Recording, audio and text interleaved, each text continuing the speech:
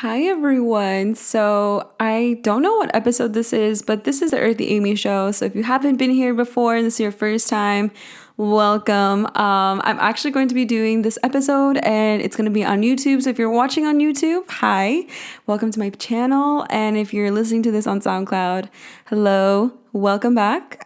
And it's been a while since I actually did my last and since I did an episode because it's just been a while since I did it. And the reason why is because I've been away and I went to Ecuador, and that is where my family is from. So it was a really nice time and just overall journey for me to be there again after so long because I hadn't just had time to go.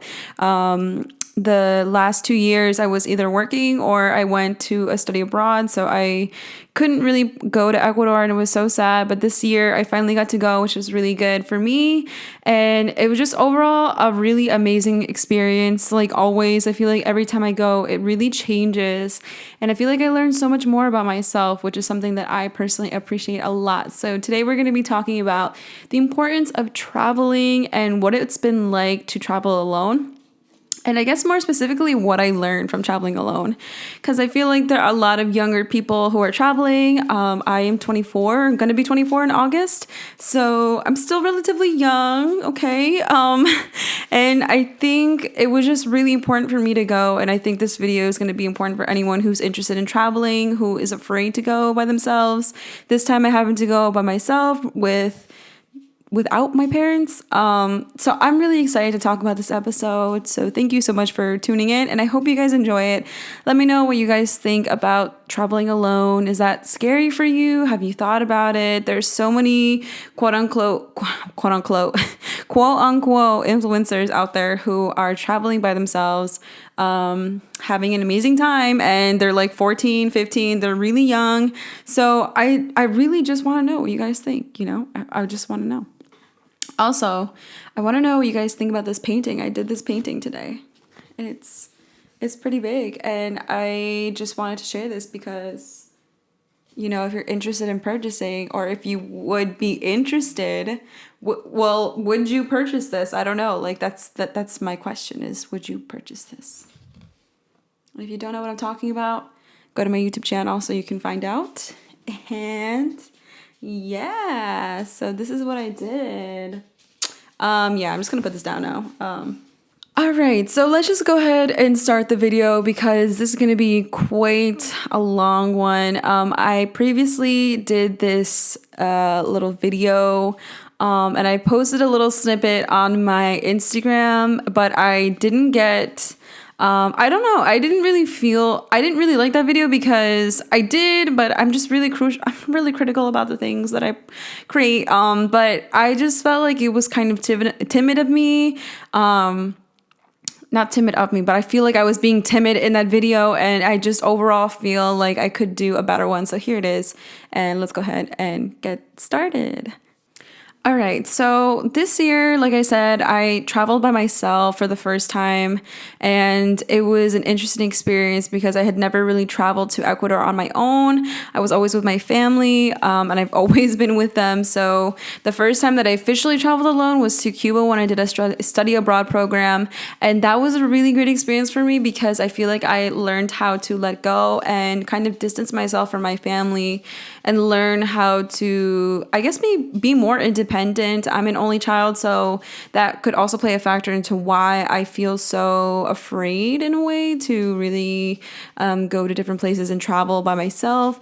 There's nothing wrong with traveling with your family, though. I honestly love traveling with them. They're like my best friends, my siblings, and my parents, and that combination could be really dangerous, but I personally enjoy that, and they're my really only close family, so I feel like it's fine, whatever. So it was still interesting nonetheless to travel by myself this time, especially after I went to Cuba.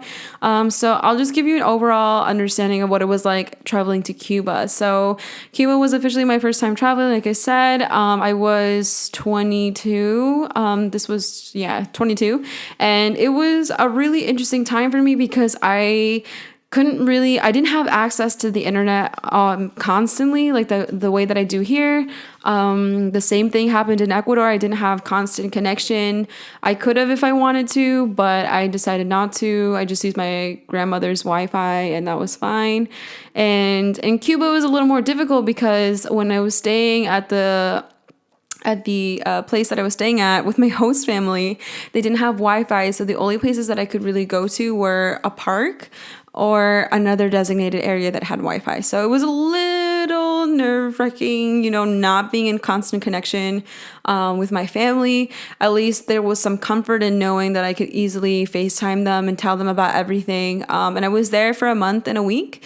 And so that was also very different for me. I have never been away for that long of a period of time without really communicating to my family. When I was in college, I feel like I could easily FaceTime my mom and just be like, hey, what's up? And that would be it. But like in Cuba, for instance, I couldn't do that. So I felt really uncomfortable there because I felt like a lot of the girls, it was majority girls, and there was only like 4 guys, I think. And overall, it was a really good experience. I really liked everyone. Towards the end, I really learned to mingle with everyone. But because this was my first time really on my own and trying to understand myself, I was like in a really weird space as well, just in terms of growing. I feel like I learned a lot about like learning how to connect with other people when you haven't really been able to do that. That's one of the negative things about being an only child. And I feel like I need to make a whole separate episode for being an only child. But I truly do wow, I can't talk. So I feel like it's really important that I went on that trip because I really learned how to, I don't know, I guess be more comfortable in myself. Before that, I feel like I was comfortable, but I also felt like I was comfortable around people that I already knew, opposed to a bunch of people that I didn't know. And so one of the things that I felt in Cuba was I felt like I wasn't like part of the group. I don't know. I feel like it was kind of cliquey, and I didn't want to really feel like it was that way. I didn't want it to be all in my head. And I think some of it definitely was in my head because, like I said, towards the end, I feel like things got so much more better for me because it was interesting because a girl told me, anyways, hold on. We have to wait for that. So basically I went and it was kind of uncomfortable for me. So it was a really huge growing experience. And I think that's one of the positive things about traveling by yourself is that you really learn how to grow as an individual and you understand yourself so much more better, honestly. And it can be really difficult to learn because with learning comes uncomfortability. But honestly, you can't learn anything about yourself or you can't really grow anymore if you don't become uncomfortable. So that was a really positive thing for me. And I'm really happy that I did that. But Cuba overall was a really great experience. I got to meet Cuban people and I got to embrace the culture as well. I learned so much about the history and everything else. And it was just a really good opportunity for me to grow. So I think both experiences, even going to Ecuador with my family, one of the most crucial things that I have learned about traveling in general is that you grow so much as an individual because you're not in the same atmosphere as you are, for example, here. So here I have my friends, I have, all of these different things that I'm used to and comfortable with. And when I go to Ecuador or I go to another place, you have to learn how to be uncomfortable and kind of be okay with the uncomfortableness until you kind of figure things out. So traveling is so great for learning more about yourself. And by that, I really mean just understanding what kind of individual you are when you're in an atmosphere where you're constantly surrounded by friends, family, and just overall influenced by the media. It can be really hard to know what it is that you like or what you don't like. And so one of the most important things that I've learned from traveling is just learning who I am and discovering more about myself. And I'm glad that I've been able to do that because it is an incredible journey, and to know what you like and what you don't like in relationships, with friendships, which is also a relationship, but it just in general with the things that you like about yourself or what you don't like, I feel like you have a lot of epiphanies when you end up traveling alone because you spend so much quality time by yourself. And quality time is really, really important. And I don't think enough of us spend enough quality time with ourselves. We're constantly bombarded with, ideas and all these things. And sometimes your own ideas can get mixed in with that. And you can be influenced by outside, outside influence, outside things, and so it can be really hard. And those things can mold your brain. And that's not a bad thing necessarily. I think in a lot of good ways, it's a really positive thing. And I think it's just important to take a lot of time to yourself and understand, is this who I really am? And if it's not who I really am, then who am I really? So I think that's honestly the only really big thing about traveling by yourself is that you just learn so much about who you are as an individual, and what it is that you want from your life and what you want from people. And that can sound like a bad thing, but it really isn't. You don't want to, make it acceptable for people to treat you a certain way or whatever. So that's definitely one thing. And so Cuba definitely taught me that. But Cuba also taught me, and just traveling in general by myself from the 2 times and just traveling in general, it's just that you learn how to be happy with yourself. And I said this before, that you have to learn how to be comfortable by yourself. You have to learn how to just be okay with sitting with your emotions. And that's something that this past traveling session has done for me, is really helped me face some of the things that I haven't really healed from. And I'm just going to keep it at that. If you've seen my latest videos, you might know what I'm talking about. I recently got out of a relationship. Not recently. It's been almost a complete year since I've been out of that relationship. But I think that I was still latched onto a lot of emotions and thoughts and ideas and just this old phase of me in my life that I felt like I had really let go of. And I honestly didn't let go of it at all. I feel like there was so much that was still inside that was preventing me from really growing to the max. And I think that it's really crucial that when we travel, we let these emotions go. That also happened to me in Cuba for the first time. I started to bring up a lot of things that needed to be healed as well from years and years ago, just personal things that have really impacted me in a very, very strong way. And I'm sure many of you have also gone through things that have impacted you. That can be anything, but things that have impacted you. And sometimes you feel like you might be okay, but in general, maybe you're not actually okay, And I think that's just one of the most important things that I've learned, is to just let all of these things go. And so traveling by yourself is a really great way to let go of all of these emotions and just memories and all of this healing that you thought you might have done that maybe you didn't actually do. Like you have the time and the liberty to do that now that you're on your own, and you can think so much. And honestly, I'm really grateful that this trip has helped me with that, because I feel like I finally released the last of the things that was making me so sad. And I felt like previous to that, I thought that I was okay. I thought that, I had let things go. I had moved on. A big part of me really did think that, and I still do think that I had moved on a lot, but there was still a lot of like emotional healing that I hadn't done. And so traveling to Ecuador this time gave me that opportunity and just gave me the space to finish that healing that I needed to do. And so I'm really grateful for that, because I feel like if I hadn't really gone through that, I wouldn't be able to have the mindset that I do now. And our minds are always changing, so it's not like you can't change anywhere else. But because I had to be by myself and I had to figure things out, I feel like I had so much time. I don't think time heals all wounds. I think you heal your own wounds. But I do think that having the time to really think about it and not having constant distraction like my phone and Instagram and just everything else, I feel like the fact that I didn't have those things so at the tip of my fingers, I feel like helped a lot, because then I was forced to really think about all of the things that were making me sad, or that I wasn't completely over, and it gave me the chance to really think about, well, why am I not over this, or why do I feel this way, or what is triggering me to feel this way. And so those are really positive things that happened this past time that I've traveled by myself.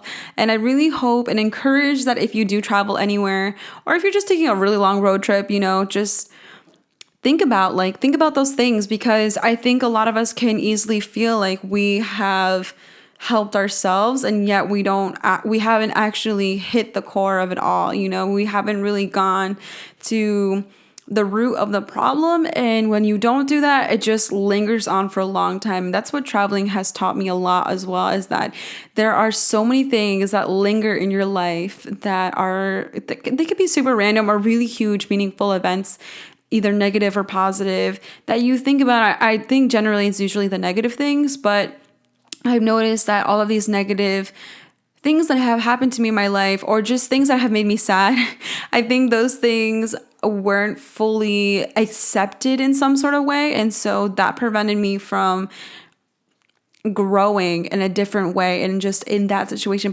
particularly, I feel like it could be any situation that pertains to you. But I think in general, when you haven't moved on from these things, or really faced your issues or situations that have impacted you in a large way or a significant way. I have to sneeze. Oh my God.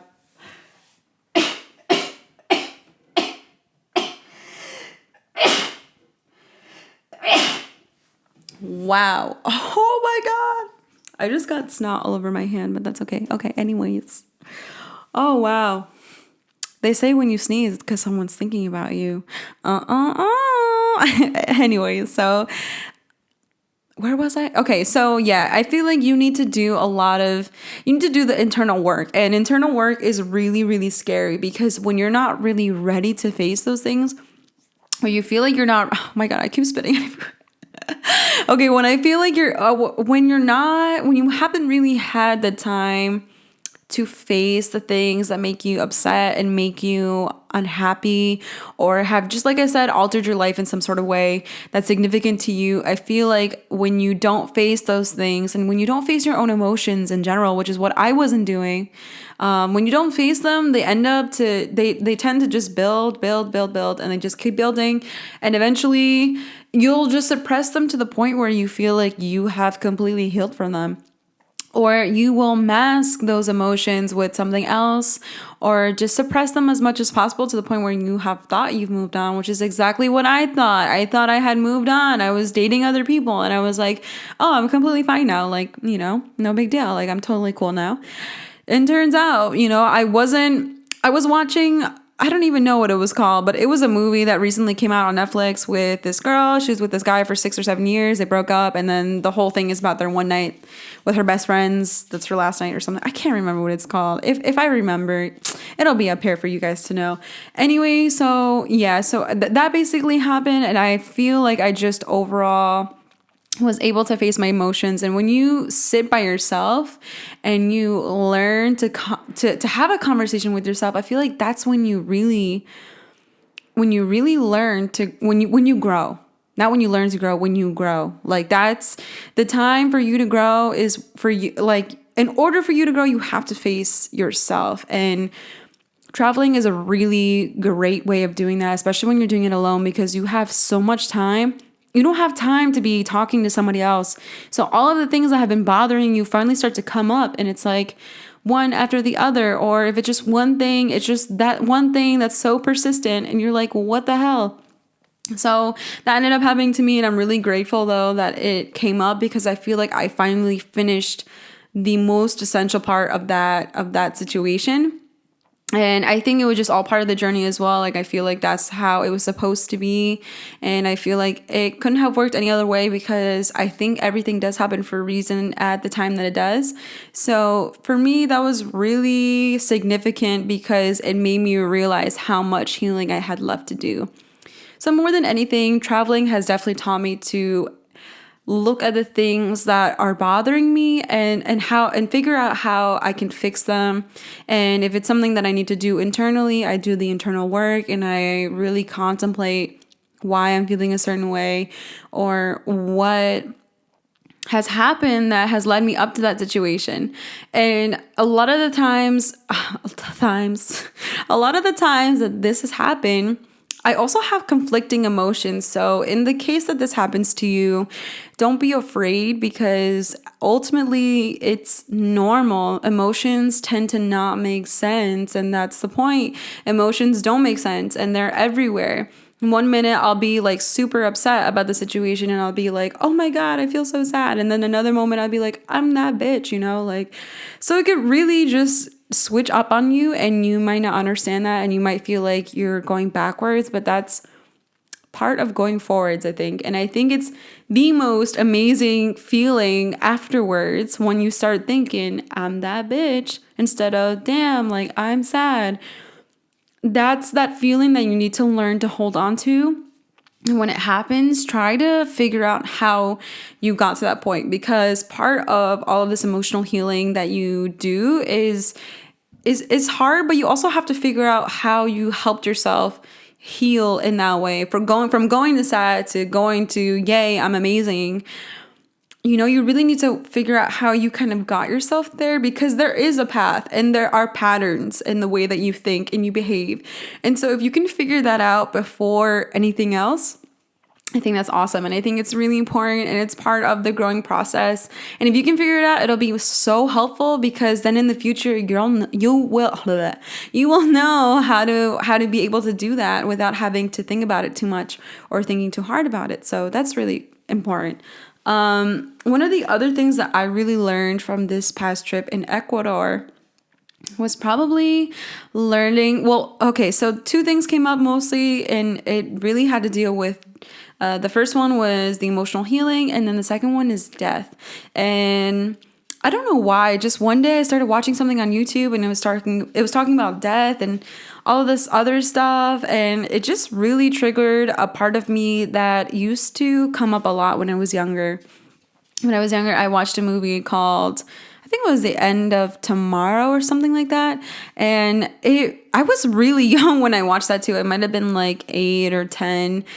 And I don't know why I watched it. It just happened to be something that I wanted to watch. And so we did, or I did. And it like really like shook my world. Like, I'm telling you, it impacted me in such a weird way that I wasn't expecting from this movie. Like, at that age, like, I feel like I didn't really have a huge concept of what even death was. Like, I never really thought about it. And then this movie came along, and it was just like, bam, like, you're going to think about death now for the rest of your life. And so it kind of happened that way. So after I watched it when I was that age, I went through a crying phase. And it's so funny, because my dad, I remember we went to Home Depot, I was literally crying, and I couldn't stop crying. And I was just so sad, because I was thinking about my parents dying and the whole world dying. And I was like, how does that happen? Like, how do we just live and then just die? I couldn't bear the idea of my parents dying. So I was really sad about it. Like anyone would be, I think. And so I remember he told me, he was like, Amy, you need to stop crying. Like, stop it. Like, I'm not going to die for a long time. And I kind of stopped crying after that. So I never really like to think about death, and I don't think most of us like to think about death, because it's really uncomfortable. And honestly, who wants to think about death? Like, when you can think about being alive and being amazing, yay. So I honestly think that it's one of those things that we have to learn to talk about in some sort of way. And being in Ecuador this time has really made me think about it again in a crazy way. And I remember I was sleeping with my grandmother. Yes, we slept in the same bed. It's not a big deal. I love her to death. And then I remember one night I was just like telling her about how I had watched this video about this prophecy, blah, blah, blah. Like, these are just interesting things that I watch. Like, my watch history is all over the place. And so I was just talking to her about it, and she's religious. So I asked her some questions about, like, what does the Bible say? I'm not a religious person. I believe in something spiritual, but I wouldn't say a particular religion. And so I was just interested in what her perspective was on death. And so she's basically started explaining it to me based on I forgot what religion it is, but she's Christian. And so we started having this conversation, and I told her how I watched this video, and it made me really scared. And She's in her 60s, and so she's still really young. She looks amazing. And she basically started telling me that how at nighttime sometimes she suffers a lot from thinking about it as well. And she's always praying that that, you know, I will be okay, that her children will be okay, my aunt, my uncle. And it was a really weird situation because I really started thinking about it so hard. And when you really start to fantasize about death, you realize how many ways that you could die. Like nobody ever knows how you can die or how it'll happen. Like maybe somebody could literally run into my house right now, kill me on camera. And that, you know, like those are the kind of thoughts I have sometimes. Sometimes I'll be walking down the steps and I'll be like, oh my God, what if I just tripped right now and just fell down 10 flights of stairs and broke my whole everything. So, you know, these are just thoughts that I have, and maybe they're normal, maybe they're not. Let me know, is this normal? Do you go through this as well? But it was just such a profound moment for me. And it was weird because I had never really thought about it so intently the way that I was that day. And it just made me panic so bad. I guess I was having some sort of anxiety attack, but I honestly don't know. I don't want to say that because I really don't understand anxiety too well, but it did make me feel very anxious. I was overall just very like, oh my God, like this is really scary. I don't want to die, you know, and I don't want to die soon. I don't want to die watching the world end. I want to die of old age. And everything is talking about climate change today, and it's so important and relevant, and it should be. But it just makes you think about all these things, and sometimes it can be very overwhelming. And so we just talked about it. And I don't know, it was just a really weird thing. And so that really kind of sparked this other conversation that I needed to have with myself, which was communicating with my grandparents a lot more. I think most of the time we feel a lot of sadness when people that we love have died. Fortunately, as of right now, I've only had pets that have died. Not fortunately, but you know, to me, the death of my pets have also been very, especially my first dog, when she died, I was very upset about it. And it was such a horrible feeling. And honestly, it's something that I can't really grasp. And I think our minds just can't grasp to the fullest at all. But it's very scary. And it's just my dog's just like scratching herself down there and she's making noise. Okay. So,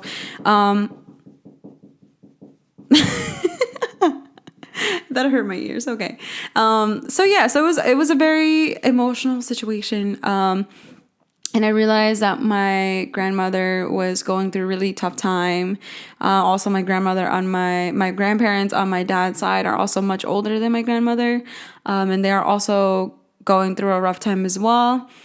And you know, throughout my trip, I was there for 3 weeks, and not unfortunately, because I also made that choice. So I have to acknowledge that I made this choice, and because I made this choice, I had a certain outcome. I only visited them 3 times, and it was really the second time I went to go visit them, I realized that they were not doing very well, and that made me really upset that I had let so much time pass. I finally came back after 2 years, and I only went to go visit them at that point one other time, and I was just very upset about the situation because I had let so much time go that I didn't realize, you know, I should have spent more time with them. And one of the things that came out of this situation, out of traveling alone this time, was that we should really learn to appreciate the people that we love all the time. And your grandparents could be here now, but they could also not be here tomorrow or the next day. And that's the thing that I like about talking about death, is that it kind of puts things in perspective and it makes you realize how finite everything is. You know, nothing is forever, and it can be really hard to imagine someone we love not existing anymore. But I feel like that should give us an incentive to want to communicate with them more and make them realize that they are special and they are loved, especially at that age. I feel like I've realized how crucial it is for them to know that they're still wanted and that they're still appreciated in so many ways. And that's literally just through a phone call, you know, and all I have to do is just make a phone call and not wait for a whole year to pass by and then finally go visit them and only visit them that one time and never communicate with them again. And that can be it can be hard because I have my own life here, but it really doesn't cost much to send a message to my grandmother, say, hi, I love you and I miss you, or FaceTime her, or just call her on Facebook, or, do the same for my other grandparents. I feel like it really is crucial. Realizing that my grandmother was suffering made me realize I need to do something. I need to do more. I shouldn't just wait till I get there, or wait till my dad calls them, or whatever. And it makes me really sad that I did do that, and I did cry, and I felt really guilty. And I also felt really guilty that my grandmother has an iPad and I don't FaceTime her and I don't message her, the younger one. And so it made me really put things into perspective, especially after having that meltdown over death. And I realized that I shouldn't wait for someone to die for me to feel so appreciative of them and for them to realize it. The last thing that I would want to do is to not even aid anyone's death, but really aid I don't even know how to put it, but that's how it seems like. I feel like I would be aiding their death in a way, because my grandmother is suffering emotionally, and so I don't want to contribute to that. The last thing that I would want to do is ever contribute to her feeling alone. And so my only job is to just make them feel like they still matter. And I feel like as their grandchild, it's super important for me to do that. And I really want people, if you're listening to this or you're watching this, I really do encourage you to try to tell someone that you love your grandparents, if they're still alive, that you love them, and not wait till the very end, because you never know when that can happen. Anything can literally happen, and things can just go from one way to the other. And sometimes we don't have control of the things that happen. And the only thing we do have control of is what we choose to do while those people are still here in our lives. So I really do feel like it's really important that we learn to do these things for our grandparents, or just for anyone that you love. But people who are of age, the older people, I feel like I realize that, they've lived their whole life a certain way, that when they can no longer do these physical activities, it puts them in a very sad state. And that's kind of what happened to my oldest grandmother. She was always constantly working all the time. She's such a strong woman. And now that she's not physically really able to, she finds it so difficult to sit still, to relax. It's just not in her character. She was never taught to be that kind of way. And so I want people to, like I said, if you're listening to this, be more aware of those things. I'm not sure what your relationship is like with the people that you love, but if it's good, definitely try to make an effort to make them feel like they're still wanted, because they're still here. And like I said, the last thing that you should do is wait till they're not here to show them appreciation when you can no longer really say it to them. And so I just feel like that was really profound for me, and it really left such an impact on me, because it made me feel so guilty that I have all this technology, that I still can make the effort to be there for them every once in a while. It doesn't have to be all the time, call them every day at every hour. But just to give them a simple phone call, maybe once, 2 times a week, like just be like, hi, like I miss you, and I feel like just being an older person now, I feel like being an adult now, I feel like I have this responsibility to make them remember that they are important. And I feel like I said, when it comes to that age, I feel like I can't really speak for them, but I can see that they like being around. They like when people come. And my cousin said the same thing. She takes care of them. And she said, it makes them feel good when people come and they visit them, because it shows that they still matter to somebody and that they're still important and relevant, and we shouldn't see the relevance once they're gone. We should remember that we should be happy that they're still there and that they're still able to live and be able to experience life. And it can be still really hard, but seeing that someone loves them and having someone that they love show them love, and also just appreciation for the fact that they're still alive, I feel like plays a huge role in the way that they live and their health as well. And so, like I said, I don't want to aid the rapidity. I don't want to aid I don't want to close that door.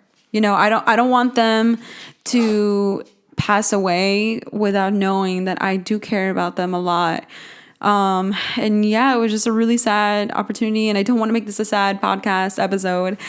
So we're going to just move on. Okay. So yeah, anyways, death is a really interesting thing. I would love to talk about it in the future because I have this interesting idea that I think that one way that we can get over death is by talking about it, but also exploring different ideas of what happens afterwards. So my idea is really similar to like a plant. I was talking to my friend about this yesterday.